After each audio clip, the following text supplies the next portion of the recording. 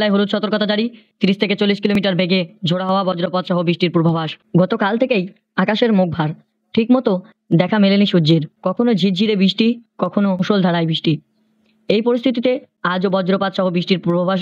IMD সূত্রে খবর, আজ রাজ্যের 23 জেলায় বজ্রপাত সহ বৃষ্টির পূর্বাভাস রয়েছে।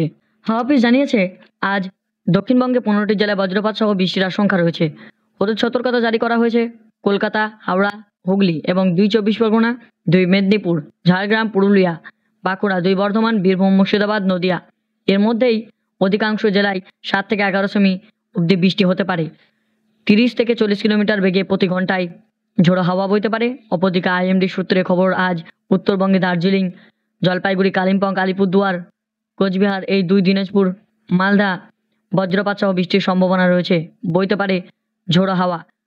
উত্তর পশ্চিমবঙ্গের সাগরে নতুন করে ঘূর্ণাবর্ত তৈরি হয়েছে। এর প্রভাবে রয়েছে গাঙ্গেয় পশ্চিমবঙ্গ ও উড়িষ্যা সংলগ্ন এলাকা।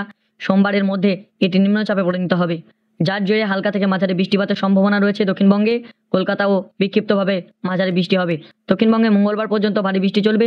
সমুদ্রে উত্তাল থাকায় উড়িষ্যা এবং পশ্চিমবঙ্গ উপকূল মৎস্যজীবীদের মাছ ধরতে যেতে নিষেধ করা হয়েছে। অন্যদিকে উত্তরবঙ্গে ভারী বৃষ্টির সম্ভাবনা রয়েছে জলপাইগুড়ি এবং আলিপুরদুয়ার।